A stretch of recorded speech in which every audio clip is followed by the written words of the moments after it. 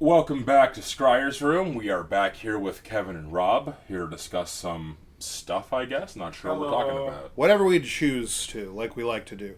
Oh, you know what? I wanted to talk to you guys about. Are you familiar with...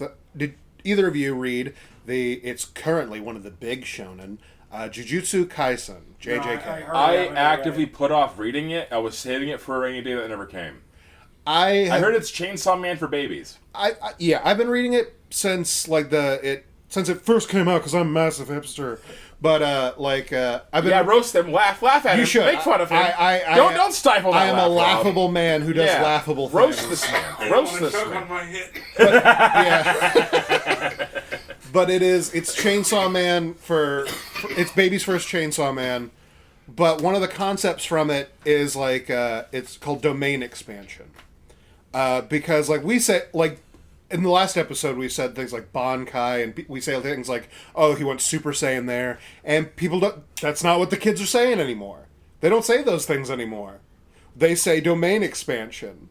Because in Jujutsu Kaisen, everybody has, you have your technique, which is your stand or whatever. I'm not gonna lie, man, that makes me feel like I'm old. Yeah. I feel so old after you saying that. Yeah. Because that's that wouldn't even track. I wouldn't realize that was because usually you have a generational bridge of knowing, oh, that's this generation's that. Yeah. We love tip assist, we stuff like that's Armin's, but the fact that whatever the thing you said that I don't even know is the new Bankai, I would have never known that. Yeah. And I feel old. Yeah. It's so in the conceit of it is that everybody has their technique, and everybody has their one unique technique, and everybody else can learn the regular spell casting bullshit. Okay, that doesn't matter and never really comes up because everyone just uses their good one. Yeah. But the high end, the biggest thing that you can do with your personal technique is you can expand your domain, and you basically force your enemy into an arena that you create with your magic. And then, while they're in that arena, if they don't have their domain open, then you can definitely you have 100% hit rate on all of your stuff. So for certain characters, it's very overpowered. Yeah, I can see that. But it's always it comes with the character does whatever their hand jive is for their magic. Sometimes they do the actual stuff that they do in Naruto. Sometimes they do just the holding the one finger up. Doesn't matter, but they do that, and then they domain expansion, and then it just that's pretty anime out of them. It's pretty fucking anime. That's aggressively anime. Yeah, and they all have ridiculous names because not only do you get your ridiculous name for your technique, but you get another ridiculous name for your domain expansion of that technique. So the main villain right now is the demon man Sukuna, and his technique is cleave. He can cut things with his mind, basically. He throws cuts. Pretty good move. And it do be doing that. It chops people up. You gotta get amped me on here, man. Oh, man. Okay. He has the dumbest stories. Well, you just reminded me of, I don't know if he's told you guys this one. This is, he has all these little stories about, when they were growing up, there was a bunch of, the neighborhood kids. Yeah. Kids in the block. He's still, Isak is one of those, he still knows some of those, his childhood friends. The kids that are around there, the kid on the block, like you said. And when they would play basketball, they got it in their heads that everyone should be allowed one special move. They're right. Yes. I love basketball. The chaos dunk. And there was the chaos dunk! Well, those 6 and 8 year olds can't perform the chaos dunk. Uncommitted. Yeah, that's... I'm sure there's a Japanese 8-year-old that chaos dunks every day. You fucking know it, making Charles Barkley look like a cock. He's putting up shots at 6 a.m. like Kobe Bryant. Yeah. And he chaos dunks twice before breakfast. But most American 8-year-olds are falling perform a chaos dunk. Our 8-year-old technology is absolute garbage. Our chaos dunk per capita figure America's falling behind and all yeah. It's horrible. Oh, fuck. But one of the kids, I forget which kid he said it was, one of the kids, his special move was slice, which is where he would just run up to you and yell, slice! And slash a knife hand across your chest. That is kills you? Think of. That is unironically something Ricky does to me all of the time. Ricky does do things like that. He'll do some sick, nasty blade combos on me. Most of them involving pirouettes and spins. They're actually pretty impressive. Like, he'll do like an actual vicious combo on my body, and I'm like, wow. If this was anime, I'd definitely be. So dead right if any of you listening there can remember a time where you were a young man and you would just like rock out like a quick shadow boxing combo just because you got like overstimulated. Oh yeah. That's just what Ricky is. Yeah, he is the essence of that. Yeah. He's a Bless father, his heart. but he still does that. Yeah. Based in Red Pill, the skills are gonna go great. We're all such old little children. We are, yeah. We're like so old and freaky, and then we're talking like, oh man, that episode of Dragon Ball Z was so hype. Ah, I remember that. Man, what are men but grown boys, man? Yeah. Like, I remember I dismissed the illusion that, like, men or boys have to mature necessarily when I saw, like, a picture of World War II, like, in the black and white sepia filters, and it's like, I'm going through the portfolio, and it's like, you know, like, military men trying to be dignified, you know, the whole thing of you can't smile in photos, it's not dignified, everyone was so... Dignity was so important. And then a guy sitting on a howitzer like it's a dick. Like it's a dick. And the other guy's stroking it. And I'm like, nothing has ever actually changed. War never It's changes. Mr. So-and-so did. Yeah, exactly. It's funny to say it's big. It's funny to say it's small. That was Werner Herzog? Yeah, base man. I love Werner Herzog. So so the thing about his friend. Oh, Can you give me that story real quick? Okay, so Werner Herzog... before we knew him as like the most cantankerously German like old man that you could get in film, he was a German filmmaker for many years. That was what he did, and his like best friend was like the actor who he had like act in a bunch of his films as like the lead. He was the Johnny Depp to his what's the guy's Tim Burton. Yeah, exactly. Well, they were doing this movie that was based off of this guy who basically he had his men lift and push his boat over a mountain so that he didn't have to like abandon it, and that was like a thing that happened in history, and they did a bit about it in Metalocalypse.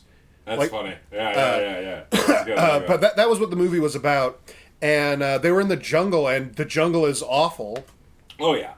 And the friend who was the actor was like, he was getting ready to quit, and he's like, I'm done with this shit. It's bullshit. I'm out of here. And Werner Herzog pulled a gun on him, and like they shared a moment of tenseness. And he's like, you wouldn't. He's like, and Werner Herzog was like, if you take a single step further off of this set, I will turn this gun on you, and then I will shoot myself. Yeah, then I will shoot you 8 times. Yeah, and then this gun holds 9 bullets. I will shoot you 8 times, and then myself. And then they made the rest of the movie. I also remember hearing a story that like they had a constant prank war of calamitous like consequences. It was awful because they were like fucking they're rich German nihilists, so their pranks always went too far, culminating in, I think it was Werner Herzog who was the victim, but like he didn't like feel like the victim. The actor guy like burned down the apartment building that Werner Herzog was in.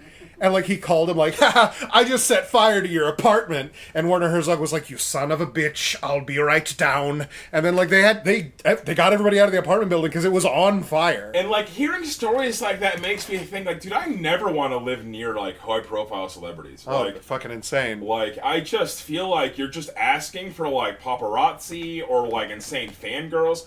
One thing, I was in Korean class, studying Korean, and one of, like, the boy toys was giving, like, a presentation on, like, the state of the K-pop industry. Right. And how the K-pop idols don't get paid dick. Like, they get paid, they get very taken advantage of. Yeah, they get paid, like, about $60,000 a year, like, of, like, American USD. Yeah. And, you know, I've always been the advocate that, like, most celebrities actually aren't wealthy. They just get all their shit for free. Yeah, it gets so it's comped the illusion of wealth. And you're still you are getting resources. It's just not... Fairly Odd Parents. We were talking about Butch Hartman earlier.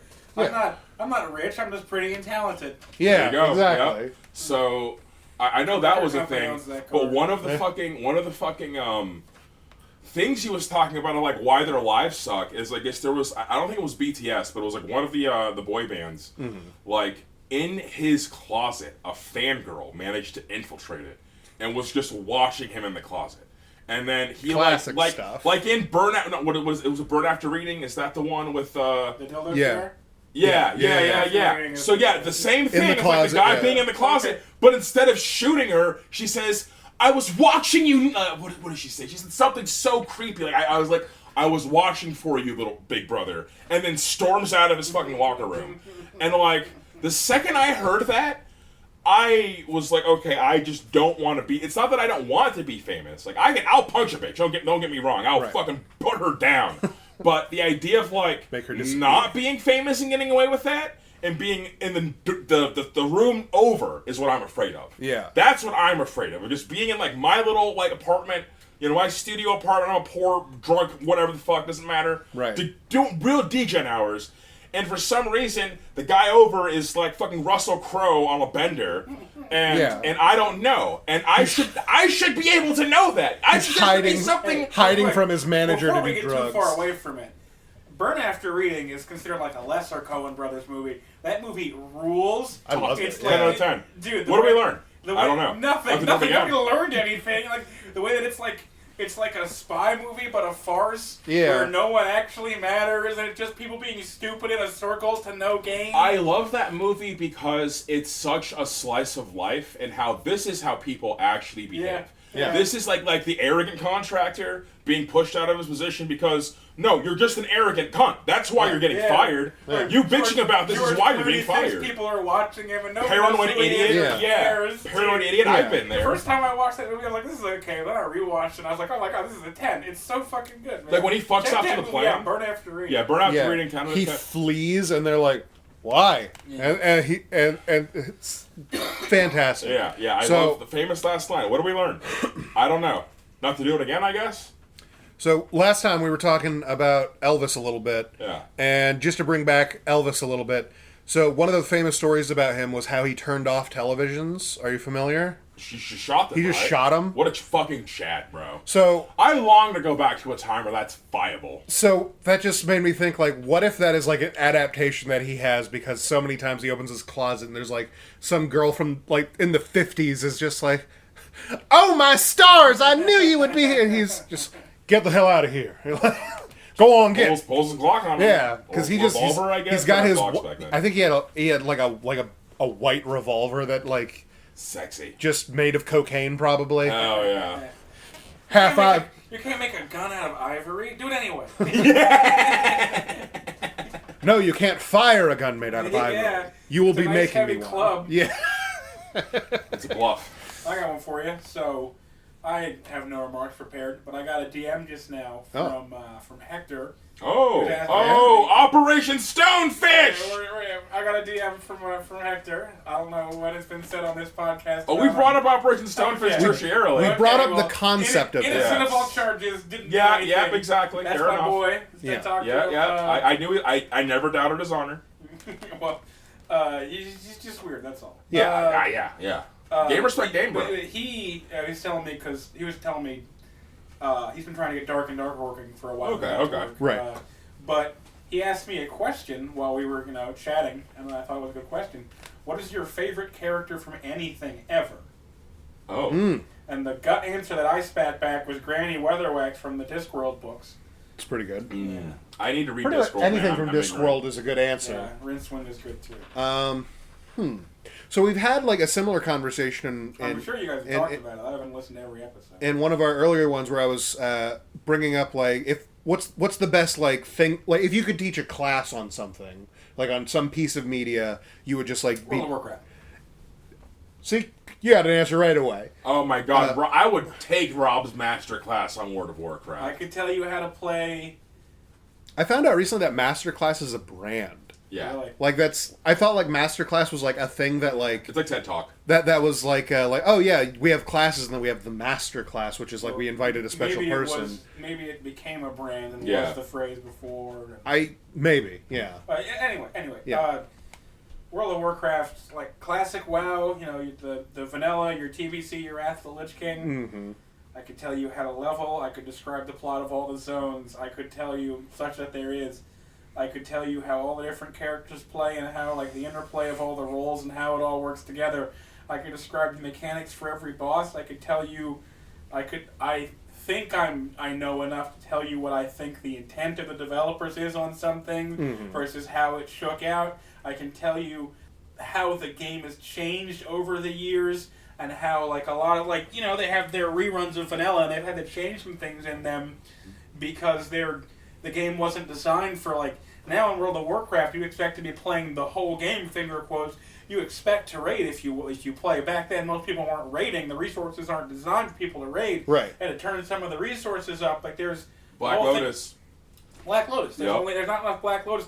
If you've perfectly farmed every Black Lotus, like as it appears with the original vanilla spawns, you know, even like a medium population server, there's not enough for even 5% of the raiders on the server to use it all. So every time they rerun the game now, there's like in the current vanilla rerun Season of Discovery, there's like you get like a currency from the dungeons that you can turn in for like a box of supplies that may contain Black Lotus. And I think when you gather them in the world, it like can proc and give you multiple, maybe even appear as a secondary on other high level herbs. I'm not sure. I'll have an herbal list because you're engineer. Because I'm not a robot and I live in America. Yeah. Yes, sir. Listen, it's hardly our fault that the economy is in shambles, and so people are forced into it's crazy. into game slavery. How do 40 raiders not have one Black Lotus amongst them? The economy's in shambles. Well, it's crazy. Like that's another thing where like in like 2003 and 2004 when they're making World of Warcraft, they didn't anticipate that like certain countries would go belly up, and now you've got people who like play your game as a job so they can eat tonight. Okay, so on that note, I worked in sales until I lost my mind. I am currently disabled. And while I was in sales, I was very much enjoying it. I was learning a lot. And one of the things I enjoyed about sales is that salesmen at their best, when they're not scumlords, are very positive, funny people. Right. That's how they're able to... That's how they got successful. Exactly. Yeah. The thing I loved about sales is that being happy literally gave me money. Right. If I walked in the door smiling, I would get money. If I walked in the door frowning, I would lose money. So it was evolutionarily designed that I would be a happier person. And I liked that. The point being, one of the jokes that like my boss, working in sales, one of the inside jokes I had at my job when I was working there was real human dollars. Yeah. I would always say like, yeah, I'd pay real human dollars for that. And people would laugh, haha, what does Tony mean by that? He's like a silly guy. And then I remember one of the times like my boss comes up to me and he's like, Tony, okay, I know we joke, but what do you mean real human dollars? Like, as opposed to what? Yeah. And I said, oh, my sweet summer child. As opposed to Monopoly money, as opposed to company scrap. As opposed to the Venezuelan mob farming RuneScape gold, which is worth more than their country's currency. As opposed to Zimbabwe dollars. Yeah. As opposed to, like, I'm specifically talking about e-currencies. Like, the fact that, like, WoW gold is worth more than some nations' currencies, man. Yeah. People make six-figure salaries farming fucking Warcraft. That's one of those things, like, I always make a point, like, when I'm talking, to say, like, I don't say, you look up, when you're talking about a video game, when you know that things are coupled like that, you have to look at the things in the video game as a real US dollar value, as real human dollars. Like, that's the only way you can really look at it. Otherwise, like, we're grown-ass men. Like, I could go get a crappy job at McDonald's and make more money than I could grinding in an MMO. And that's every MMO. Yep. Because, like we were talking about earlier, earlier, MMOs that made that popular. Yeah. It's MMOs that made that popular. They made an entire e-commerce around, like, this man is a fucking rocket scientist. He does not have time to farm WoW gold, so he's going to pay another guy to farm the gold for him. It was in Indonesia or Venezuela. It's an economy. Boo! Boo this man! Boo! Yeah, it really is, though. Yeah, goddamn. Yeah, but no, so real human dollars, man. That's I'd pay real human dollars for that as opposed to WoW gold, which is a currency. And I mean, people do, man. Like, yeah. People who are, like, old and have, like, if you're, like, an old person with, like, a family and a nice job, like, you're a real human, Yeah. You can't be grinding all day. Yeah. It's irresponsible to. Yeah. Go raise your children, you idiot. pay someone, who, like, levels your character for you, or you buy a pre-existing character. Maybe even buy the gear, though they got rid of that in the most recent version of Vanilla. Yeah. The, I do like WoW Token. I know, like, one thing I beef with Asmongold over is that he doesn't like WoW Token, and to me, it's naive. It's naive to not like WoW Token. I understand the damages it can cause and arguably has caused. But for the exact same thing we're just talking about, I think it's irresponsible for an adult to be farming gold when he could be raising his children. I think it's an inevitability that people will try to purchase gold. People will try to buy items and boost. I think that's an inevitability. And like, if you're Blizzard and you're trying to make money, these days you're trying to put in no money and get out lots of money. That's like, someone is buying this money. You might as well be the person who takes this like exactly. It's either going to some guy in China or it's going to you. Speaking of Blizzard's greed and things that make me irrationally angry. Oh, let's hear it. I told you about this earlier.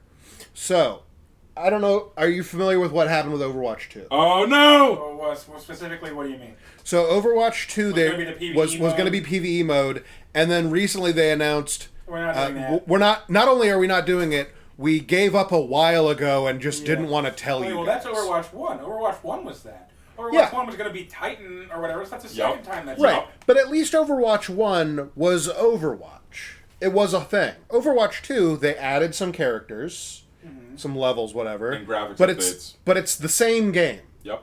They just wanted your money again and whatever. Well, I saw this thing that made me irrationally angry in a way. I don't really feel anger consistently anymore because I don't fucking pay attention to these things. Which is that they did a press release thing where they were saying that they were encrypting the character models for Overwatch. Because they don't want people to rip the porn or whatever. Yeah.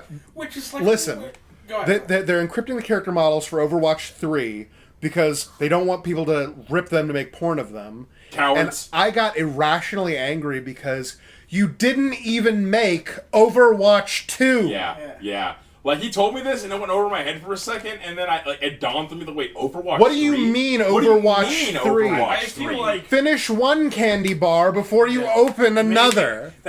Maybe this is just a sign of me being too far gone. Okay, let's hear it. But I thought that it was a common thing to say, like a regular, normal discourse, not weird pervert thing to say, that, the only thing that's good about Overwatch is the porn, or the only thing I know about Overwatch anymore is the porn.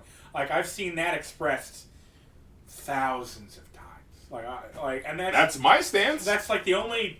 I've seen people say straight up, the only reason this game was ever even made it out is because of the porn. Like, I've seen that expressed enough that I feel like that's not a weird pervert thing to say.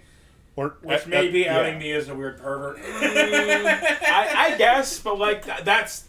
I don't disagree, and that's where I'm at. I only know about Nier Automata because of 2B's ass. I only know about Bioshock very much because of all the porn of Elizabeth. Ken Levine hates you for that. Yeah, well, you know what? I fap to your 3D daughter, and I don't care. Get fucked. You shouldn't have made her so hot. Her dick is huge. Yeah, her dick is massive. Bigger than mine. That's why she's in the movies. They're going to make that Bioshock 4. That's something I can complain about for a second.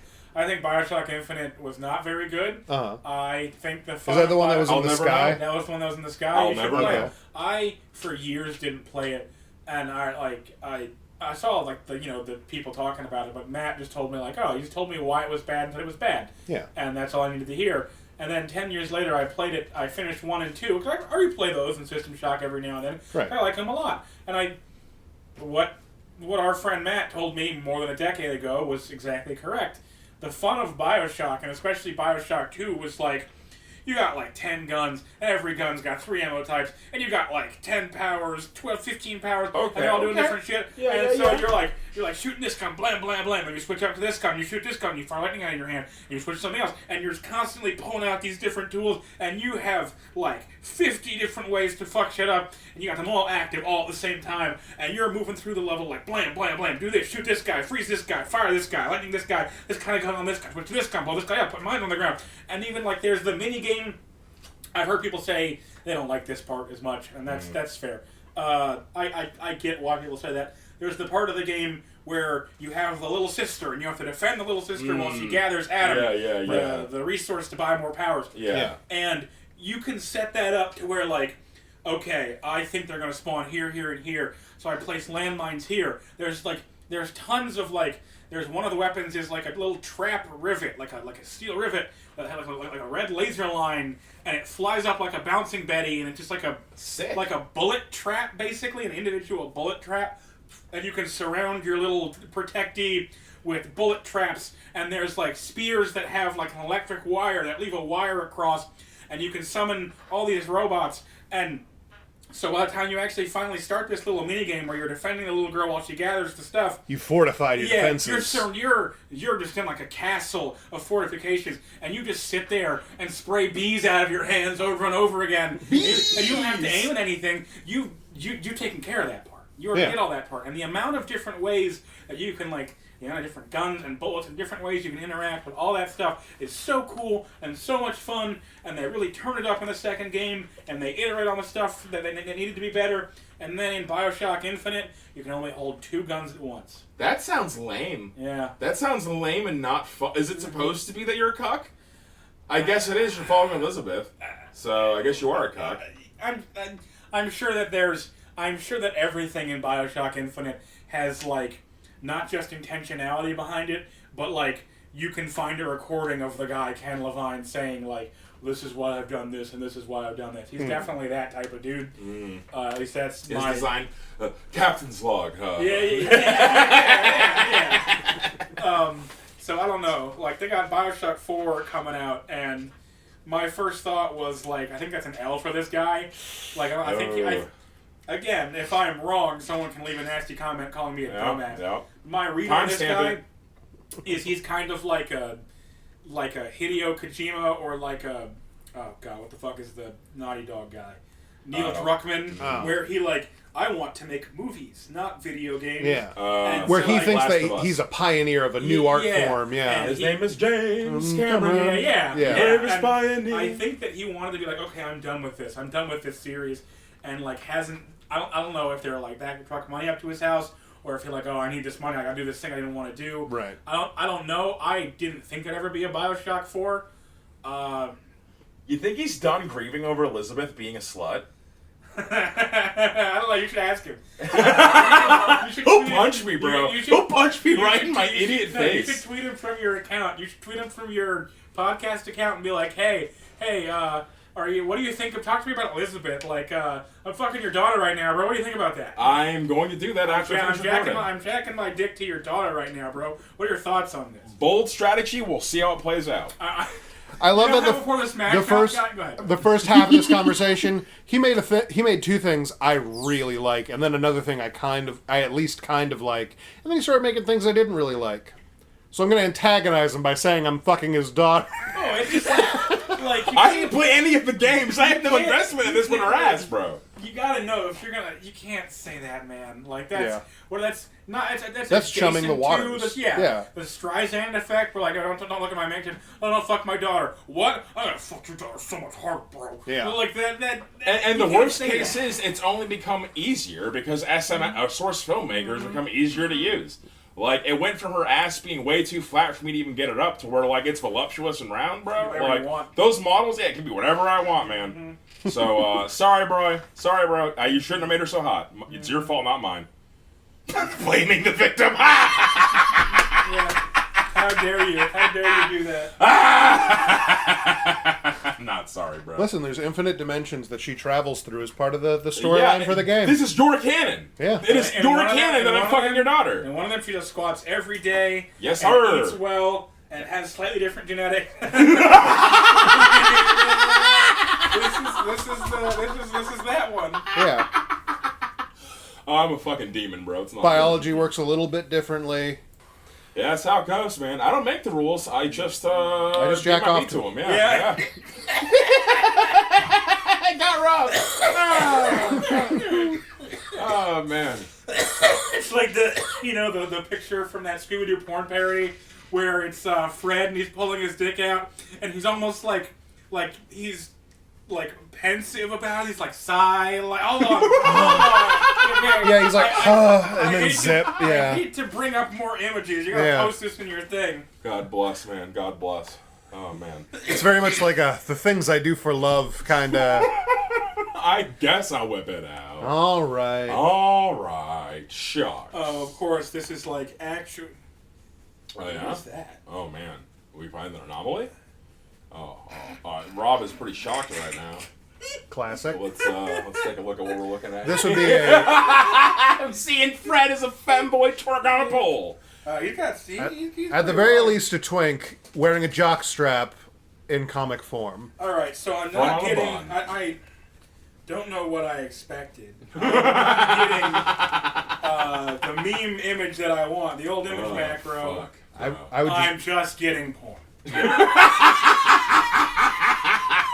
Boom. Okay. I had to use the word meme to get the image I want. Wow. Okay. Yeah. The bottom one, where he's like, oh, I guess. Yeah, that's. Elizabeth, oh, I guess. Yeah, sigh, zip. Yeah. I see that one a lot with Skeletor. He's also a good one. It's a man unzipping his pants while a crowd of people hold him back. Like, no! I foresee a future where that's me. We'll see, man. I fully intend to enter my hoe face soon. We'll see. Oh my goodness. So, what were we talking about before all that? Was Bioshock, video games. Overwatch 2 is angering up your blood. Oh yeah, because they're making Overwatch 3.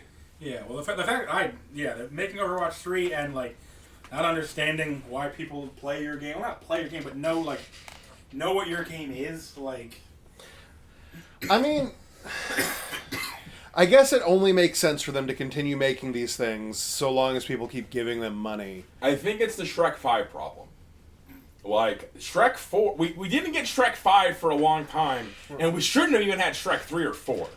The reason we had Shrek 4 is because Shrek 3 made just enough money that investors... To warrant a Shrek 4, yeah. Exactly. To warrant, okay, we can still make profits off this. Sold a lot. Wasn't it 2? Puss in Boots 2? Yeah, so that's what happened. The first Puss in Boots movie, actually, it sold fine enough. But it had Zach Galifianakis in it and like a bunch of other things. And I have a theory about Puss in Boots 2, but keep going. And then Puss in Boots 2, which is...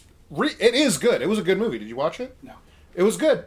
It was better than it had any right to be. Okay, so we're gonna call it Shrek 7. Yeah. Not Shrek 5. Yeah, technically, yeah. So the theory I have about why Shrek 5 exists, and it's directly related to Puss in Boots 2, and going back to perverts, the amount of horny women. So one phenomena we're currently dealing with, I would say it's an epidemic. Because it is across the globe, is werewolf porn. That would be a pandemic. Where's Lori? Right. What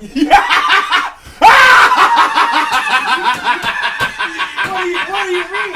You can't be talking about this with me. You're wasting it. Oh, werewolf breeding area, bro. What do you know about it? Oh my god. Anyway. For those of you listening at home, Mario is he's not like interested in werewolves or anything by any like real stretch, but because of his algorithm, YouTube and the internet really thinks that he's into it in like a very aggressive way because they always just keep sending him things. So But in his defense, the algorithm also thinks Kevin is my sister and also an elderly black woman. So yeah. Maybe they're kind of dumb. So yeah, many years ago when facial recognition and stuff were still in their infancy, it said that I was an older girl, and I was like, okay, whatever. And then I looked in. It used to be a thing. I don't know if it's still a thing. On Facebook, you could go to like your analytics, your ad settings and whatnot, and you could see what Facebook thought you were. Mm-hmm. Because like you don't have to answer like, are you Caucasian or whatever to Facebook. Like they don't fucking ask. But according to Facebook, I was an African American, which is pretty funny because I'm strikingly Caucasian. Welsh. But so the joke was that I'm Tony's big sister. And he doesn't care for it. Because I have a big sister and I love her. And I love her too. She's great. But anyway, to go back to my theory, all of these horny ass fujoshis who can't stop making werewolf porn lost their fucking mind over death. Oh, yeah. The amount of fucking porn I've just stumbled upon, because I lust over Luna, that's my waifu. It's my werewolf waifu. I'm not gonna fucking hide that. But yeah, that's one of the ones they keep shipping, and I'm like, who the fuck is this guy? And it's death. Yeah. And it's like a problematic amount of fucking content. So like, I fully attribute to put the spawn of Shrek 5 to werewolf porn. 100%. 100%. That's funny. There are like 2 new episodes of Hell of a Boss that I need to watch. Yeah, I've been behind too. I'm behind on that. It's funny, and then I'm supposed to watch Has Been Hotel. So ever since Has Been dropped, because I didn't like it as much as I wanted to, it kind of took the wind out of my Social Busy Pop. Yeah. And then like, which is a shame. I really like them. Yeah, I've come to understand most of my draw to that studio's work is purely their style. Right. I love their cartoony style and just the way they use shapes and the way they use energy within the characters. It's very springy and very dynamic and very colorful. Right. And that is why, shout out to the artist I hired, Nightfall. Oh, big fan of this.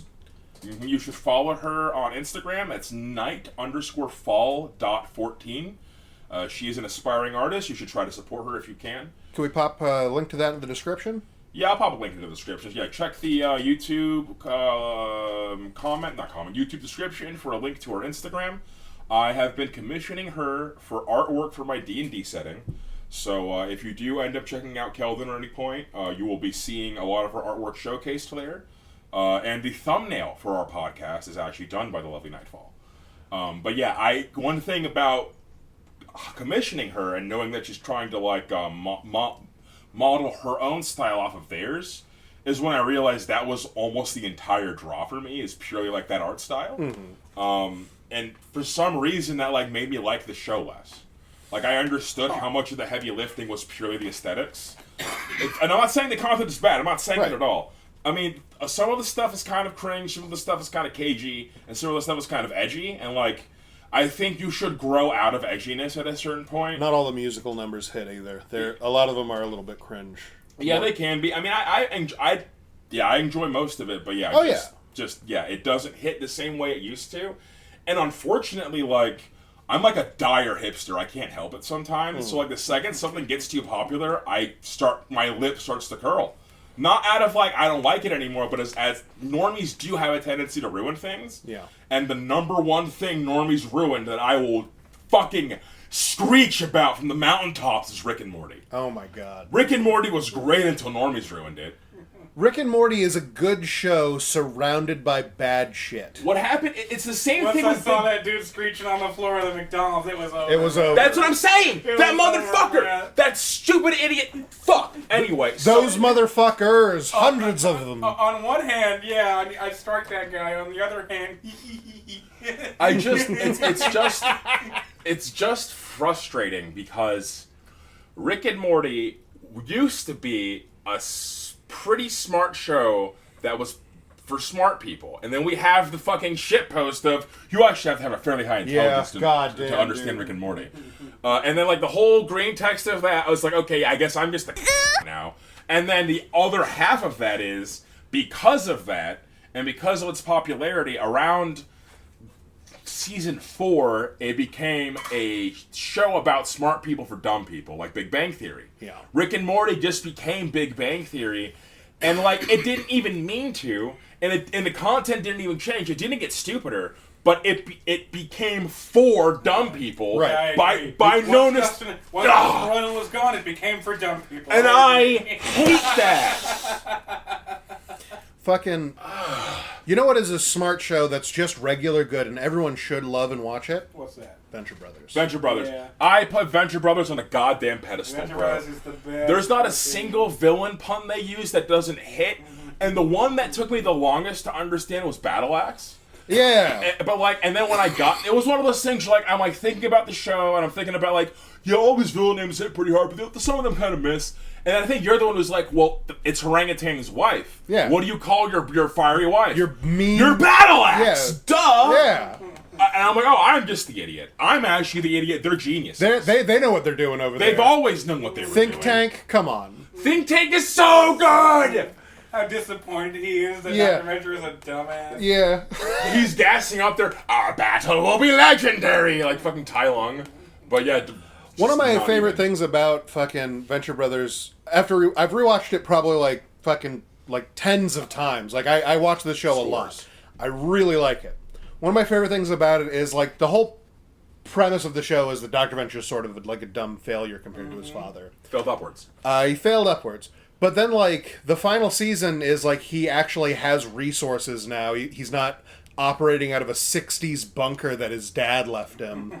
And immediately invents teleportation. I love that. That's a good episode. Like, Good episode. it took so little for him to actually flourish. He just needed to not be actively addicted to painkillers because he has a Siamese twin in his gut and actually have, like, a place with resources. He's still an irresponsible... And confidence. Yeah, he's still an irresponsible fuck-up, but you give him, like, the bare minimum to succeed.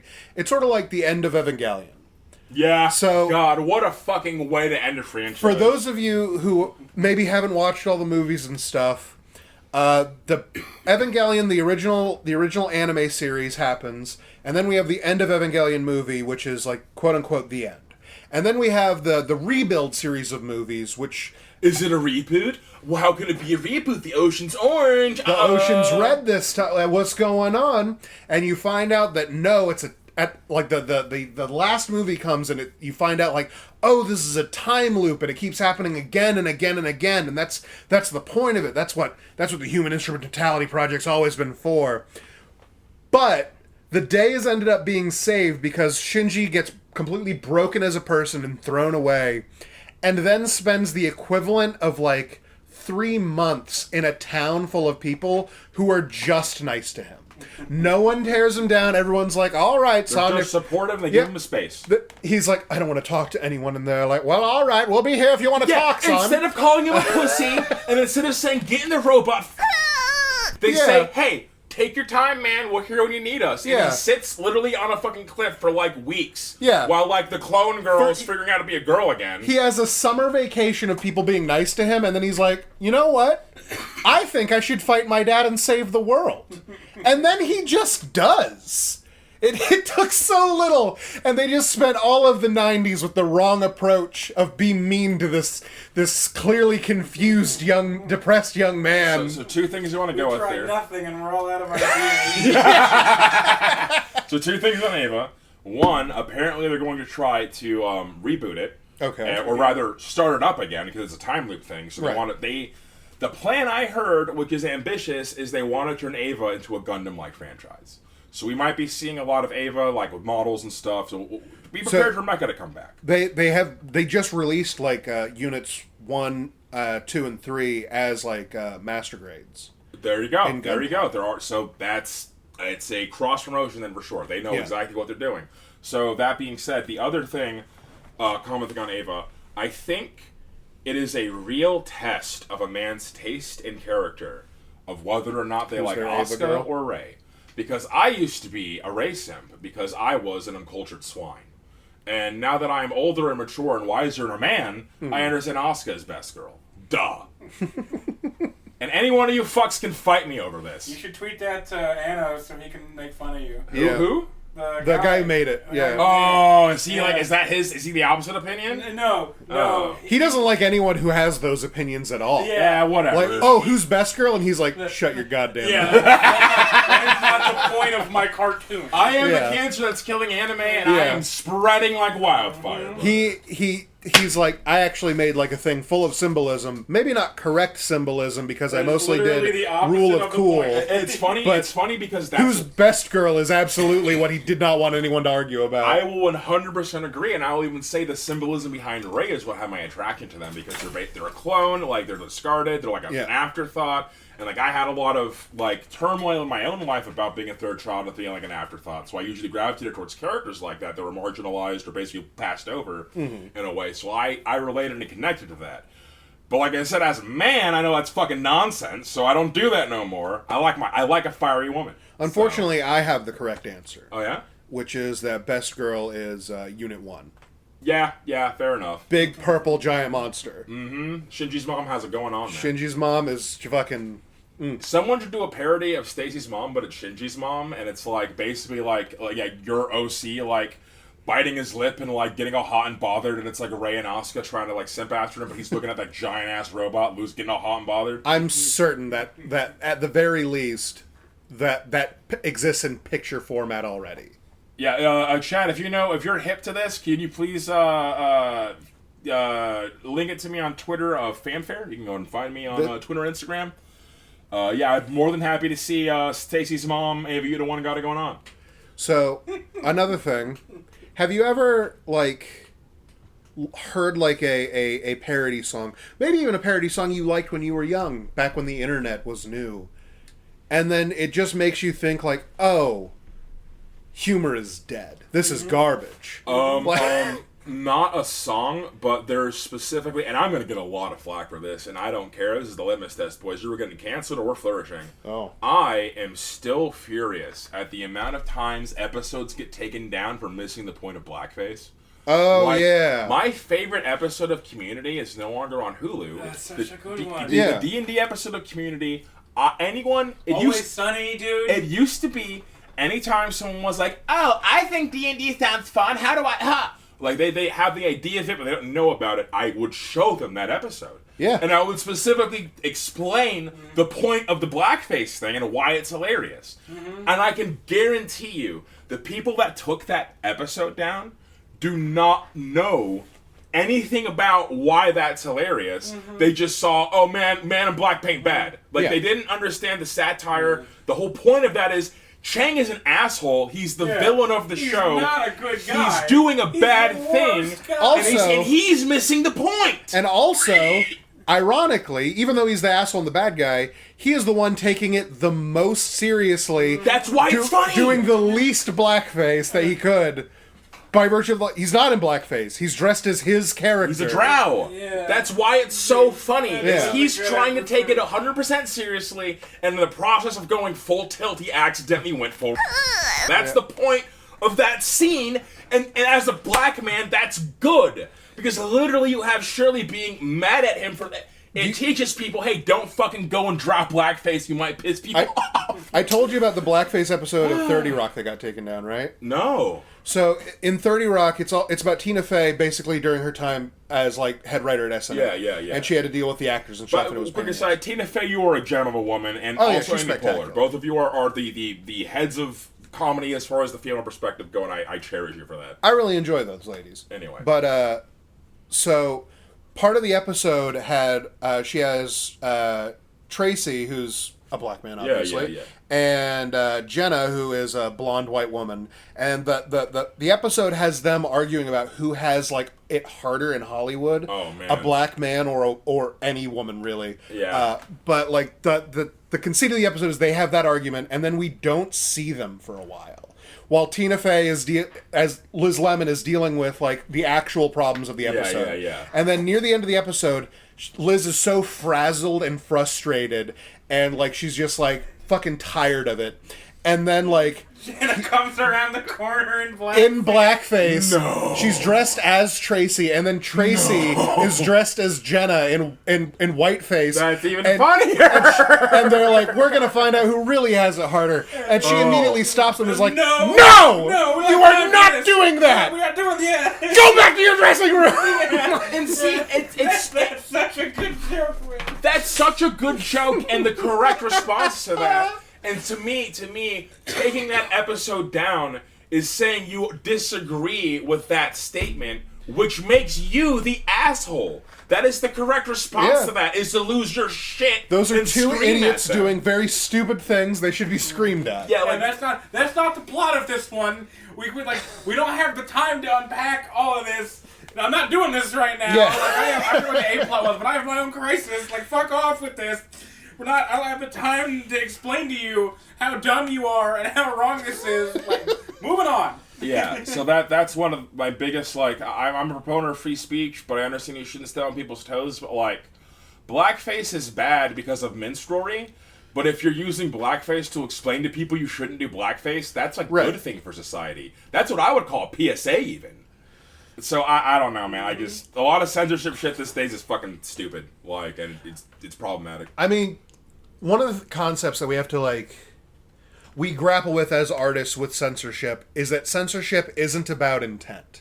Yeah, absolutely. It's entirely about like content control. Yes. So we have these things that like, oh, well, if you wanted less blackface, ironically, you should let these instances of blackface go forward. And frankly, that's not how the West understands art and censorship. That's what it boils down to, is we have Philistines making policy. Like, we have people who don't understand art regulating art, and that's dumb. That's just dumb. It's ridiculous. Not a good idea. It's ridiculous.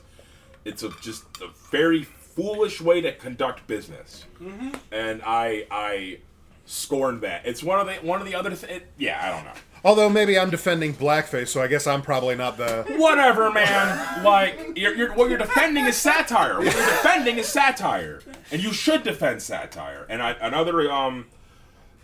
thank God for Matt Stone and Trey Parker in South Park. Mm-hmm. Because one of my favorite things, I was watching their documentary of 7 Days to Air. Yeah, 7 Days to Air is great. It's excellent. It's watching eye-opening. them do the voices is so funny. And how, like, they have to keep breaking away because they're fucking cheesing it. Like, that's they're just so laughing so hard. But one of the things in 7 Days to Air that, like, filled me with, like, joy and pride was, I don't know if it was one of the guys that worked for them or it was one of, like, Matt or Trey, but they explained how, like, the shit they get away with now, they could have never gotten away in season 1 and 2. Mm-hmm. But that's because they built this brand and cultivated this image of, like... Of course they would do that. Yeah, like, someone will say, do you think South Park went too far? And the automatic response is, fuck you, it's South Park. No, it's South Park. South Park fuck you, it's South Park. Going too far is the point. Yeah, that's what it's supposed to be offensive. And one of the ones I saw recently where they were talking about the Shitty Walk episode where the Japanese man opens up next door. Yeah. And, like, how...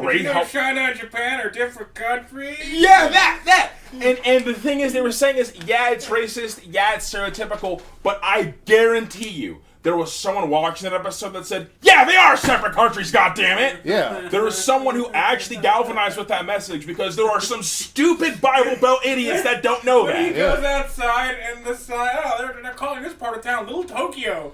And this Kim notices what the fuck? One of my favorite dumb South Park stories was the Fun with Weapons episode, because good, bro. The reason they didn't think that episode was going to make it to air properly, because they were really attached to the end of it being Cartman sneaking across the stage naked with his dick and balls fully exposed and uncensored, and they were like, "We're going to fight for his baby dick to be shown," and then literally they didn't catch any flack. Nobody even... Wow. Like, they put it in the censors, they're like, we're probably going to have to blur it or fucking put a black box, whatever, but that's going to be, like, the big final joke. And, no, the end of it was they were like, yeah, right on. They got in more... They had more of a hard time with, like, showing the violence. Yeah. And that's, ironically... The end of the episode is them being like, I guess they don't care. So one of the fascinating things about being a comm major and, like, studying at the FCC and how, like, that was one of the first agencies that, like, the populace said make that. Yeah. Like, because the problem was is that radio was, like, a new thing, and so people were, like, throwing up towers and then broadcasting, but, like, okay, well, who gets what frequency? I guess if I broadcast mine louder over your shit, I get that frequency. And so people were literally just, like, screeching over each other to the point they're like, government, please regulate this. Yeah. And so because the FCC did not want to have the government step in to be able to regulate what they were doing and censor them because of free speech, they made very stringent and strict rules themselves. And, like, the list of things that were on that fucking, like, of things you can't do, it's kind of shocking. And, like, if you look at it through the modern lens of, like, you know, redneck free speech, I can say what the fuck I want, hootin' tootin'. Like, you weren't allowed to talk bad about other countries. Right. You weren't allowed to show women being hurt. You weren't allowed to you weren't allowed to point a gun at someone. You could only raise it like this from, like, that's why it was always that's why they always shot from the hip, and it never had, like, the other guy getting shot in the same frame. You weren't allowed to point a weapon at anyone. So, like, there are so many little rules and things that, like, explain. I remember growing up and hearing, like, folks being like, oh, times used to be so much better. No, they could only show media that made everything look bright and cheery or really toned down how shitty things were. So and one of the phenomena of this is the Mean World Index. So the Mean World Index is basically this scholar, I forget his name, you can look it up yourself, chat. It's a fascinating concept. Basically, he explains that once the FCC lifted up all the regulations in the late 60s, early 70s, and we were allowed to make things like James Bond, we were allowed to make things like Indiana Jones, we were allowed to make things that actually demonstrate and examine human life and conditions, because people are now constantly seeing how fucked up things can be, things have become more fucked up. And it has an overlap with the copycat effect, I know. I think Richard Sterling. That's a sci-fi. That's the Twilight Zone guy. Rod Serling. Rod Serling. He made a movie about like a bomb on a plane, and I forget what the movie was called. Doesn't matter. But it was taken down almost immediately because it was the first example of a mass copycat effect. Where after that happened, there were 7 bombs on planes. So let me cut you off here for a second. Can you imagine being like the whatever like Unabomber style weirdo existed in the 60s and just sitting there like, I want to do terrorism. I really do. Or he doesn't even know what terrorism is. I just want to be a problem. I want to. How can I be a problem? But this world is so secure. What can I do? I think the plane. I'll put a bomb on it like the movie. I forget the exact number, but I think I read one time it blew my mind. Is like in 1972 there was like a 5-digit number of domestic bombings. Oh my god. God damn, bro. Yeah, back then, part of protesting was like when the place is closed, you burn it down. Yeah, that adds up. Yeah. They used to burn churches down all the time. I know that pipe bombs and like municipal mailboxes were a thing for a long time. Like, you're not. I mean, obviously it's not, but you're generally not trying to kill the people inside. You're just like, I'm blowing the building up. Like, yeah, you're destroying resources. Right. You're attacking their life points directly, man. Yeah. They could give a shit about their employees. Like cash is just the mana, and you're draining their mana bar, man. Like, dude, mana burn is the evilest thing a priest can do to you. I'm so glad that spell is gone. Fuck mana burn. Warcraft. Yeah, sorry. Yeah, that was a fucking segue, but yeah. No, yeah, definitely interesting shit, man. So yeah, but as far as like censorship shit goes, like it was called the Doomsday Flight, by the way. The Doomsday Flight. There we go. And then another example of that is the bus that can't stop or whatever, or it explodes. There was there was a whole bunch of copycat effects with that one too. Did you know Speed 2 is about a boat? That sounds dumb. You just keep going. I just don't want. It's a boat. Yeah. You just go in a circle. Man, Keanu didn't come back for it. Oh man. Yeah. Well. Good choice, didn't know Keanu. about that, and I don't care to. But yeah, so free speech has technically never been freer. Like, one thing that people don't seem to realize is that what governs free speech is the government basically can't tell you what to say. But things that aren't protected by free speech specifically have to do with indecent speech, obscene speech, and lies. Laws do not protect any of those. Right.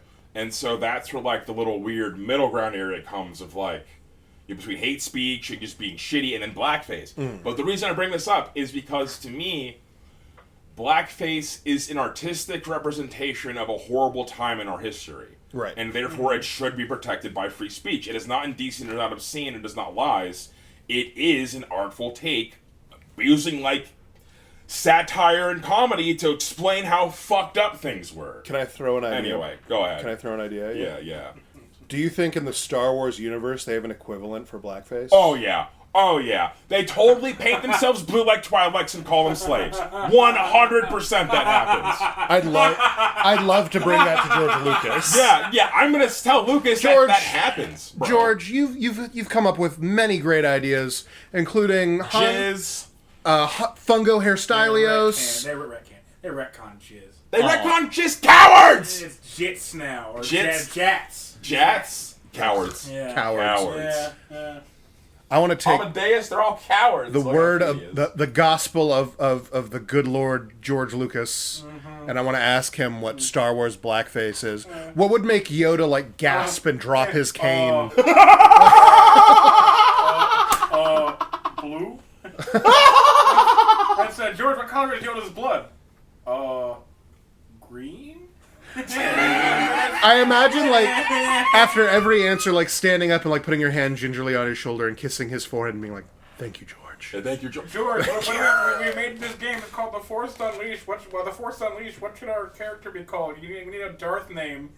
And he told him Darth Icky. Yeah. Something like badass, like Darth Icky? Darth Insidious, maybe? Darth Insidious? Yeah. And there was, like, a long pause of no one responding to that, and then he just moved on. Yeah, fuck off. It's a video game, I don't care. Darth Icky? Oh my god. Fuck.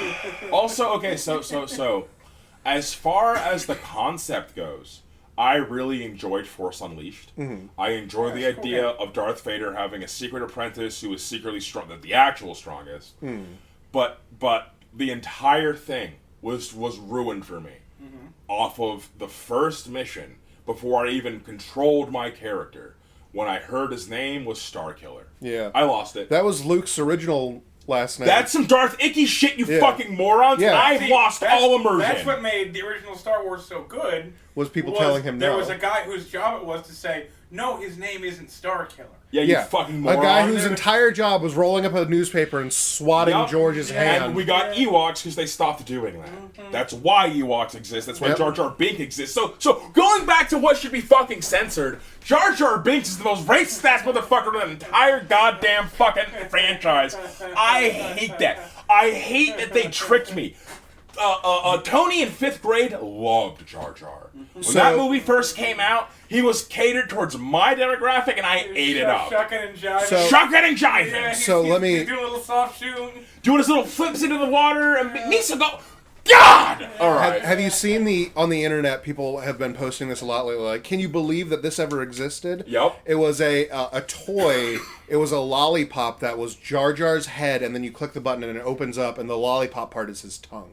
I hate that. I can French Jar Jar? So what the fuck? I hate that so much. What the fuck? What are they trying to train me to do? Like a Pez dispenser? Let me pull it up real fast. That's grotesque, and Jar I hate Jar. Amadeus, what are they doing? Lollipop. My son. Yep. And here it is. And this is it. It's horrible. Yeah, well, that's so much worse than I thought. Yeah, it's awful. Oh my god. Yeah. So I want you guys to really see this before I say the thing. Jesus fucking fuck! So yeah. Oh my god, that's demonic! Nightmare fuel. Oh man. So people are like, can you believe they ever released that? Not only can I believe it, I had it. And I ate it. And his tongue is covered in little bumps. I remember very clearly. It had like a horrible, like dull strawberry taste to it. It wasn't good, and it was gross by every measure. But I was a little kid, and you didn't know no better. You didn't know no better, and no one told Lucas no. So like his child idiot brain and my child idiot brain were on the same wavelength of that's a great idea. And then I grew up, and now I hiss at that man and throw salt water at him. Yeah. God damn it. What if my cartoon rabbit sings "Mammy" into the camera? Like you see all the bumps on his tongue? Yes. Yeah. I remember them vividly. That's awful. Why did they make it like that? So you can French Jar Jar and have the Jar Jar Binks experience. The Star Wars Episode 1 experience. The Phantom Menace. Unnecessary merch. We were talking about Shrek earlier. I don't know if it was on the recording. I don't remember. Yeah, you go. Do you guys, have I mentioned the apple milk? What? So, there's a lot of Shrek products. You know, the Shrek ketchup, the Spread Shop. Everyone remembers that. Oh, the green ketchup. Yeah. Early 2000s were a lawless wasteland, They had green kids cuisine. You know, there's Shrek branding. I remember that, yeah. Well, one thing they didn't have in our market was they had Shrek Nesquik. They had the Shresquik. Yeah. Fresh Quick. Yeah. It's chocolate. It's green chocolate milk. No. It's not chocolate at all. Oh. It's apple? It's apple. Sour apple flavor. On the packet, I understand from the internet, I almost fell over, Chad. I almost fell over. That they didn't have it in like Eastern Europe and South America, and the packaging I've seen was definitely South America because it was branded with Spanish. The swamp flavor. Swamp flavored milk. Sabor de Pantano. Flavor of swamp. That's not okay. Let me tell you, I like sour apple. Oh yeah. I want to try apple milk. That just doesn't. I mean, the Milkus was good. The Milkus was good. Yeah. Hummy Milkus. I can't imagine sour apple milk in my head, and I really want to try the swamp milk. So I don't think it'll come back for Shrek 5, but I hope it does. So do you hear that? Whoever the fuck owns Nestle. Whatever corporations are listening right now, you can make it happen. Shrek's swamp flavor. Yeah. Swamp apple milk. Yeah. Listen to me, algorithm.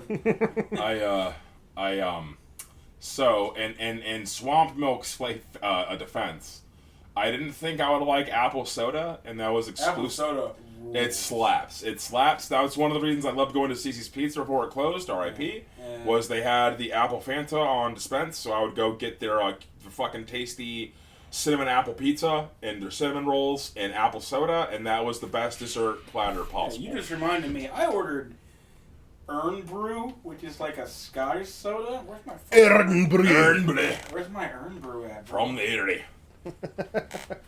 Our Scottish sodas. That's not the Erie. I'm thinking Ireland. Yeah, I'm dumb. They're good. Well, fuck. I'm gonna shop at the IRA. Well, the Erie would be like Lake Erie, I guess. Oh, I thought Ireland was supposed to be the land of the Erie. Air or Ire. Yeah. I thought where it's it's pronounced some Celtic way where like they spit on the English in your blood. Yeah. Like they don't care for it at all. It'll actually be here tomorrow. Oh, good. I think it's just orange soda, but I have to be sure.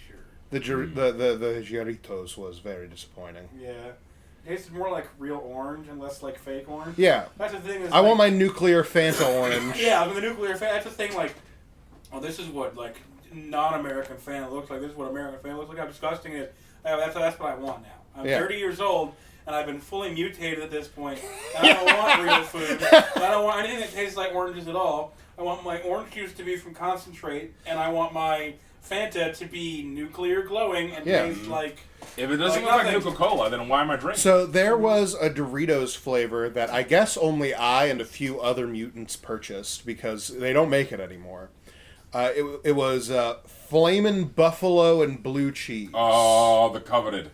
And it was so bright that I feel like if you turned off the lights, you could still see them for a second. Mm-hmm. They glowed. They were reflective, like you wanted to be seen on the highway. Yeah. And they tasted so aggressive. It was. Yeah, it was. Pungent. It had a. It was pungent.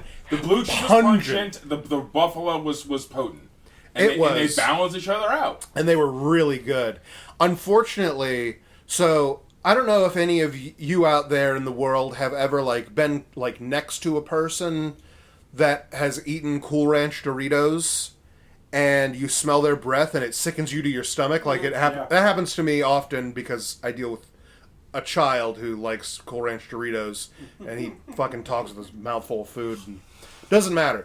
Point being, those chips were so violently aggressive that I'd take them to another room if I were going to eat them, and I'd be like, hey, I gotta go sequester yourself. Yeah, I gotta sequester myself for this because I'm not putting other people through that. Yeah, I'm not gonna. I know that it's going to turn my breath into rancid ass meat. It's going to turn it into a punishment. It's going to make people rethink about Kevin's cool, but I don't know how. Not cool enough. Yeah, he's not that cool. Yeah, he's not buffalo blue cheese chip breath having ass cool.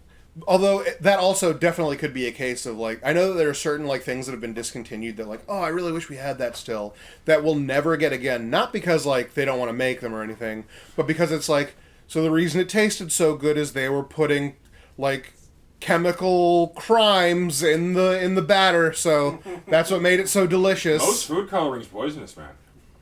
I want it though. Yeah, I want the poison. I need it. No! Drink the bleach! Mm-hmm. I need that bleach. People don't know what's best for them. I agree with that completely because if they could tell me that we were putting arsenic in it, that's why it had that distinctive flavor and smell, and bring it back. And I'd be like, so how much arsenic do I put in my Doritos? Yeah. You have to game it, bro. I don't know what's best for me, but I know what's worse for me, and I want it. Yeah. I want it. Mm-hmm. God fucking bless, man. It do be like that some days. So, I don't know if either of you have been watching any of the new horrible Star Wars shows. No. The Acolyte. I heard that was terrible. So, The Acolyte, I really think the new... I haven't seen the 2 newest episodes. I haven't. But based off the episodes that I have seen... What really upsets me about it is, in writing, there's a concept which is that if your conflict has no stakes or no purpose, it shouldn't exist. Fact. Sure, yeah. The polar opposite of this is Fury Road and Furiosa. Yep. Every action sequence was a necessary part of character development and story progression. Everything drove the story. Spectacular. Whereas in The Acolyte, They make it clear, okay, we're dealing with these two twins. One's the good twin, one's the evil twin. The evil twin is out there murdering people. The good twin has, like, been, like, notably in places they couldn't possibly have been the murderer. But the good twin gets arrested, and then the Jedi take the good twin to the sites of the murders where the evil twin murdered. Mm-hmm. And then the local Jedi are like, oh no, she came back, get her! And that happens twice. Oh. And they have a completely pointless fight scene that ends with, like, the regular cops being like, now hold on, this is the good twin. Remember? And everyone's like, okay, I guess. And then that's the end of it. That really pissed me off. One thing that kind of saved it for me, though, they like, the evil twin is, like, working for a mysterious master who tells her, like, I'll let you be my apprentice if you're able to kill a Jedi without weapons. Do it with your bare hands. Kill him. Just get him. And so that's why she's been committing these murders. Okay. And she's not been able to do it yet, really. She always pulls a knife or she poisons them, and that counts as weaponry for the purposes of whatever. But then we have an episode where she, like, meets up with this other guy who also knows her master, and he's, like, helping her out. And he is what I would describe as the most obvious guy to be her master in the Star Wars universe. No subtlety at all, huh? Yeah, no, he keeps saying, like, oh, I don't know if your master would like that. In regards to things that it's obviously he's talking about, like, I don't think you should do that. He's clearly her master. And then, spoiler alert, that's the guy. That's her master. What? Yeah, we found that out, like, 3 or 4 episodes ago. It doesn't matter. Yeah. But when it's revealed that he's the master, like, all the Jedi start fighting him, and they fight like Jedi do, where they do the big sweeping motions with the lightsabers and the spinny moves. And he learned from the Jedi. I think, like, the thing is, like, he was a Jedi, and then his master fucked him up. Now he's evil, blah, blah, blah. He slaughters the Jedi that are around him. Oh, man. With what I would consider, like, hilarious ease. Just street fighting, or? Because while everyone else is doing, like, the showy Jedi prequel, like, sword fighting, he is using actual sword fighting. Unheard of. Like, blocking your sword and then pulling a knife and stabbing you a bunch with it. Yep. None of this, like, stab him once and let him fall to the ground business. No, like, with a lightsaber dagger. Yeah. And he just fucks up everybody. Became my favorite character immediately. Good. Also, he's being played by the guy who was the dumb guy in The Good Place, so that made me laugh. That's hilarious. But, shit, where was I going with this? There was a point to it. Wasted scenes. Every conflict should matter. Oh, yeah. Yeah. So, there's only 2.5 episodes that matter in this show. Oh. In fact, one of the new ones, they literally, like, half of the episode is episode 2 or 3, just from a different perspective. So they didn't learn anything from episode 8? Not at all. They didn't learn anything from the sequel movies at all, besides, like, oh, we don't like some of our fans now. To quote Ricky's brother Eric, I will never forgive Rian Johnson for what he did. I will go to my grave hating him. My lip curls at his name. My takeaway from those Star Wars movies is, like, you just gotta let go, man. Yes, like, gang war shouldn't spill over into IPs. Like, if you have a street war with another director, you can, like, go throw piss in his mailbox or something. Yeah, leave him an upper decker. Burn his fucking apartment to the ground like Werner Herzog. Or go send nasty emails to his mom or something. Yeah. Like, I don't know. Do some prank shit. Go do a prank war with him, but don't fuck up Star Wars in a prank war. That's stupid. One of my favorite things about the sequels is that the only actor who feels slighted is the only one who actually gives a shit about Star Wars, and they slighted him so hard. And that would be Luke Skywalker. Yup. That picture when he come out of the premiere, yeah, he has, like, the red rings under his eyes. Yeah. It looks like he would cry. Just weeping. Yeah. Fucking the actor, like Harrison Ford, that's the name I was looking for. Harrison Ford was like, I'll be in Star Wars so long as you kill me. 2028. Yeah, he didn't give a shit. He won't care then. He won't care tomorrow. He won't care next week. He just wanted to install drug compartments in people's hot tubs. That's all he wanted to do. Harrison Ford is my role model. Yeah. The only person they brought back who was like, I get to be my character from Star Wars again, was Mark Hamill, and they're like, and this is what we're doing with him, and he was like, why? Oh. Yeah. And they all but were like, well, this is how it's going. And he's like, well, I am Luke Skywalker, so I'll see it through. Yeah. And then you just see his heart break. Yeah, poor man, poor guy. Hero and that's why he's the Joker. That's why he's the best Joker. He became the Joker. Yeah. So the Star Wars thing, actually, the hero wasn't the hero. He actually failed. He's depressed about it. Yeah. Imagine invalidating they just have invalidated the original series. We're not going to talk about it because I'm going to get sad. So you know who I really like though from the sequels? What? Who I actually think I'm glad that we have the sequels. Poe? Yes. Yeah, Poe. Poe's awesome. That guy's great. I love that actor. Great job doing Leto. He's a lot of fun. Great job doing Leto and Dune. He's spectacular. Yeah.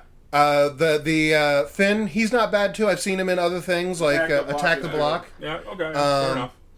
But Adam Driver, he's fine. He was already more famous than the others anyway. Yeah. And then he made some very easily memeable films. Oh yeah, he's a meme to me, bro. Not even his own fault.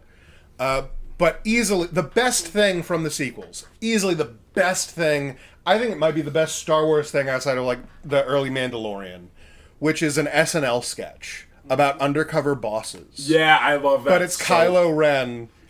Spectacular. I heard that Kylo Ren has an 8-pack.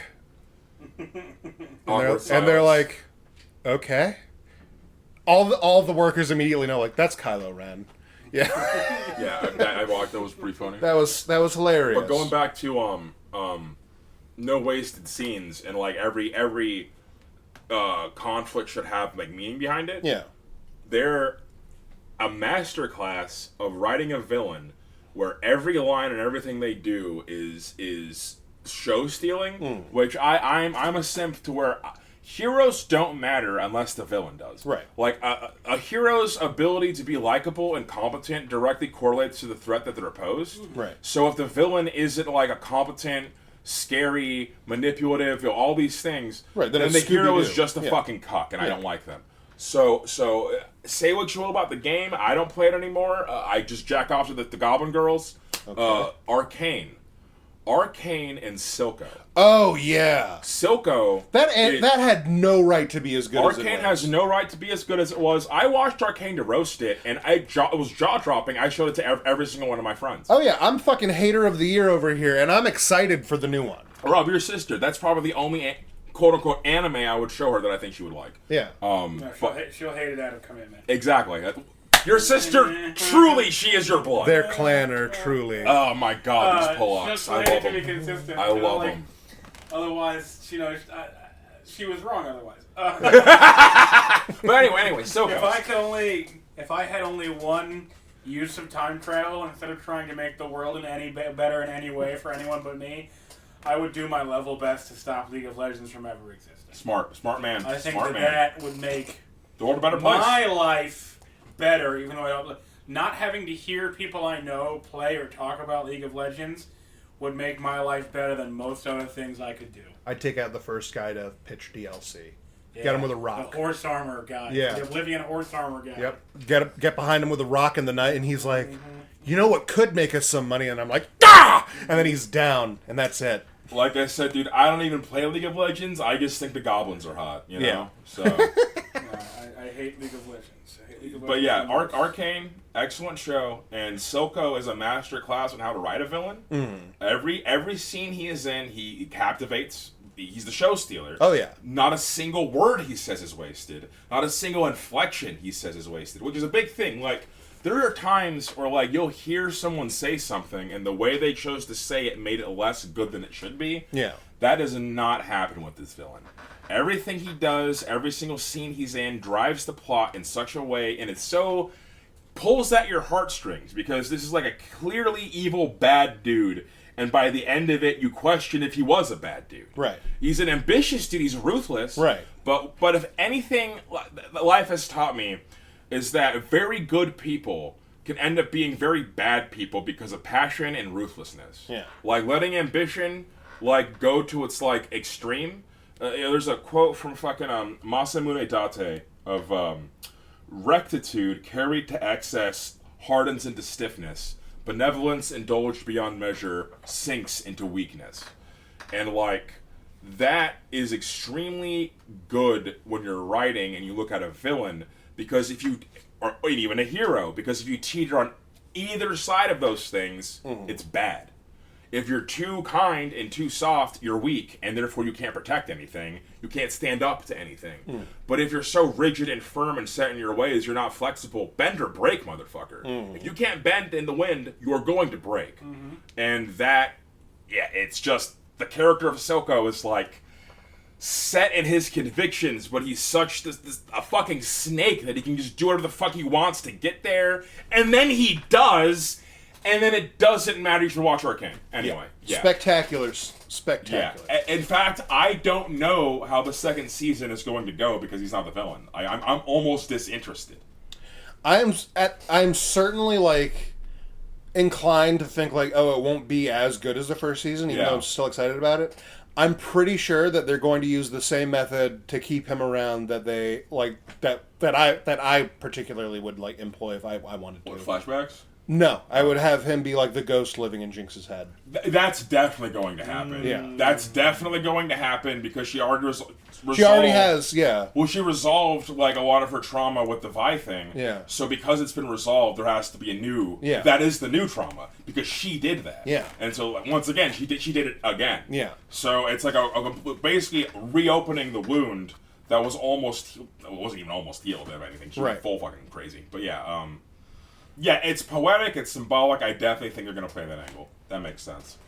Yeah, looking forward to Season 2. One thing I thought was interesting is, League of Legends lore has always been, a clusterfuck of nonsense. I feel like it's always been action figures lore. Yeah, 100%. Yeah. 100%. One thing that I get a lot of flack for is, I allude to Lulu, and, Lulu is an adult, but at one point they weren't. So, yikes! I didn't realize that. Right. I think the original story behind Lulu was that she was a child, trapped in the forest, and then she was there for hundreds of years and didn't realize she was. Right. And that's why she's the Fate Enchantress. Now she's a Yordle. Yordles are fucking just right. There's short a sets. weird immortal Nomi race that's I think the goblins are hot, bro. Right. So that's a whole thing. But the lore, one thing, Tristana was a Mechling. Mechlings aren't a thing anymore. I don't know what that is. They're not gnomes. They're from Bandle City. Bandle City was basically supposed to be Tinkertown. Now Bandle City is the hidden city of the Yordles. For reference, everybody, I'm the only one who never actually really played any of these video games. He was smart. He was extremely smart. Yeah, that's a word for it. I wish I could say that. So I played. I started playing League when it first came out a little bit because it was I didn't play Dota. Because Dota's just too much for me, and the League was dumbed down Dota, and I was I can get behind dumb Dota. I remember when you first started playing it because you were playing it a lot. Everyone did when they first started playing League of Legends. You played it a lot. That's how it's supposed to be ingested. Yeah. And you were oh, you should try to play, and I'm oh, what characters are there? And the only one I particularly was interested in, I was oh, there's a samurai man, Master Yi. Oh, let's do that one. And then I downloaded it and everything, and it stopped being he was free, and I was oh, well, I guess I'll go fuck myself. That's it then. And then I turned it off, and that was it. That's how it goes. I remember playing OG League of Legends. Oh God, where was I going with this? I already forgot. It doesn't matter. I played originally when it came out, or not just when it came out, but around 2006. Like I said, it was dumbed down Dota. It's fine. Was it 2006? Was it that long ago? 2010. Oh, good. Is what it came out? Yeah. Wait. League came out in 11. League came out in 2010. That doesn't make any sense. I thought it came out a few years after Warcraft 3.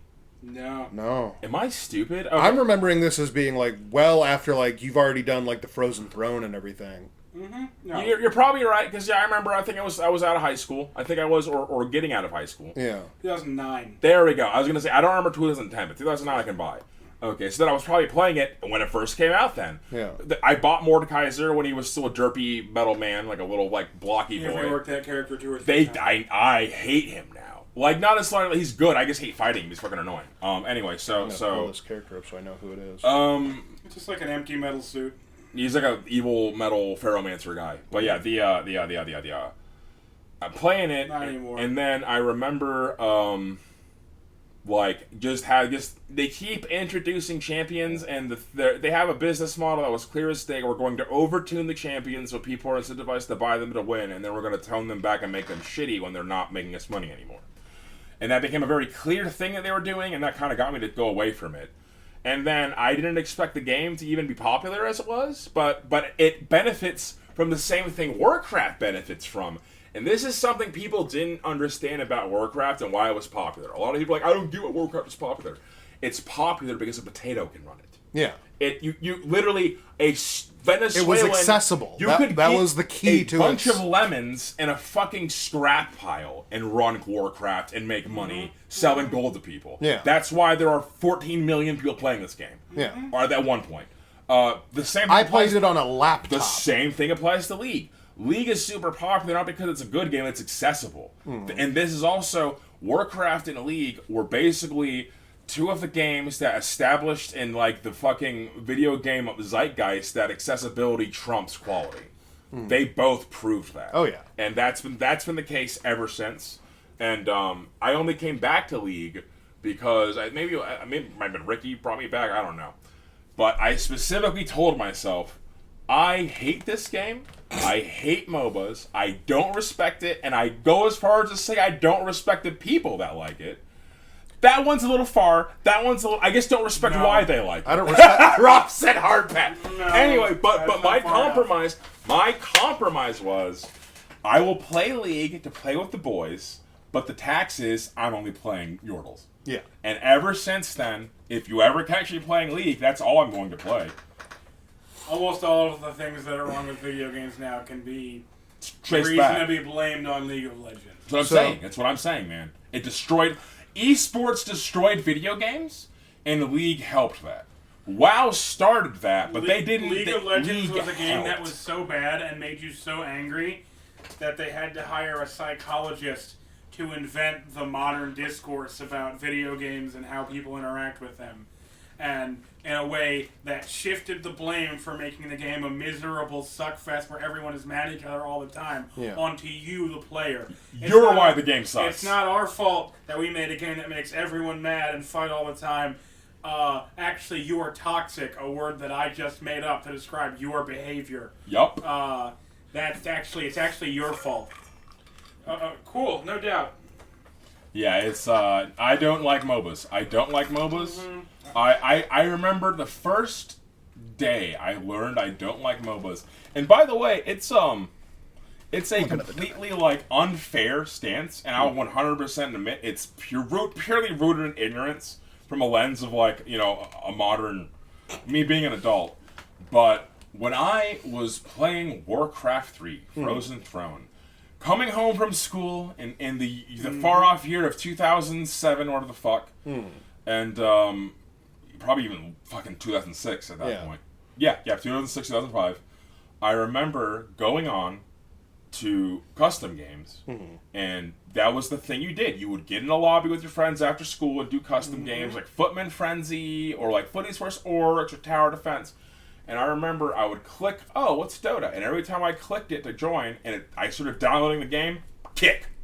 Literally, and I'd be whispered, stupid dog fucking moron, how dare you download the game? Go to the website, you like, oh, I guess I don't like Dota. I guess I don't like people who play Dota. I guess I don't like these pretentious dogs. Like, I'm not allowed to have fun. Because when you join a custom game... If you hadn't download the game, that means you hadn't played that version of the map before. In Warcraft 3, you don't have everyone's custom games on your computer. It would just download you the map when you went to click it. And the maps were small enough that even back in the day, it'd take like 10 seconds. Right. Yeah. But if someone, it would show you your download progress when you join. You can't start the game if they're not done downloading it. And so it would shows show you downloading the map. And if they saw that, that means you're new, and that means you're going to ruin the game, and that means kick. Yeah. And not only kick, ban. That was the part where I was like, not only... Wait, so no one knew's allowed to ever play this? Yes, no one knew. You have to make a burner account It's to play. Dota. If someone new was on your team, you lose. Yeah. So what? Let's listen. It's as bad as if they clicked your account and saw you've played any game. If either you were a fresh account or a pro account, there was no real middleman. Like, it was the point where, like, if you had a single loss that would follow, you had to make a new account. You had to make a new burner account.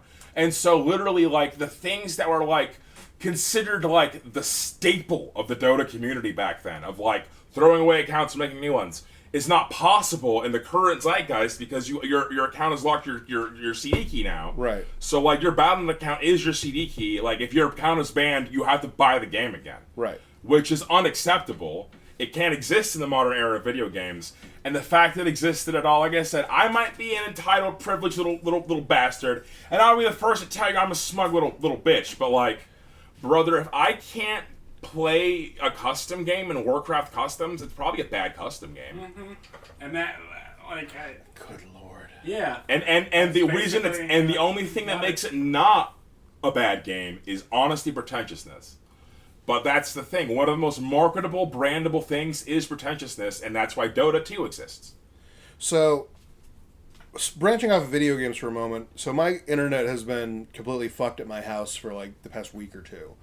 And that means that I haven't been able to, like, stream shows very easily or anything. Been sort of pain in the ass. Right. Well, I wanted to do something, and I didn't have anything that I wanted to do, so I decided, since internet was going to be so fucky and I couldn't do anything, I was going to play, like, a ROM I downloaded, like, 10 years ago. Hell yeah. Yeah. What ROM is that? It was... we do not advocate piracy on this channel. I bought the game in real life before, so this is technically not illegal.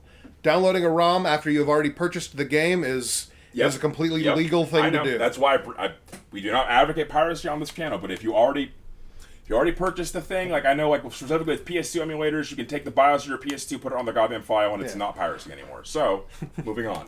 Yeah. Anyway, so it's Pokemon Mystery Dungeon Explorers of Sky. Sure, never played any of those games. Go on. It's a dungeon crawler, but it's Pokemon. Yeah, I'm hip to what it is. I've never played it. And I really enjoyed it when I played it as a youth.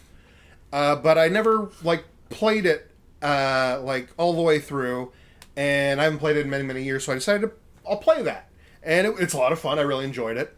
But I've also realized that I have like an instinct in me that I guess I don't know if other people do, which is that my brain will identify what I am like the gameplay loop I am supposed to be going through, sure. And then I will resist that like a dog being dragged to the vet. Kevin hates authority. He's always hated authority. Don't fucking tell me what to do. Okay, go on. So I realized that I was doing that because at first I was really having trouble with this game. I wasn't enjoying it very well. And I just had to lean into like, oh wait, shouldn't I actually play the game like it's supposed to be? Like you shouldn't be logging into, like, you shouldn't be, like, booting up Grand Theft Auto and thinking, like, you know what I'm going to do with this? I'm going to make it a fighting game. That's ridiculous. Yeah, that's mental. That's absolutely bananas sort of behavior. So I started playing it correctly, had a lot of fun, but then I learned something that sort of took the wind out of my sails recently, but it doesn't matter, which is, you know how, you played Pokemon, Rob? You're a learned man of much renown in this. You know how they have different stats between them? Each Pokemon has different things that they're good at? That's not Mystery Dungeon.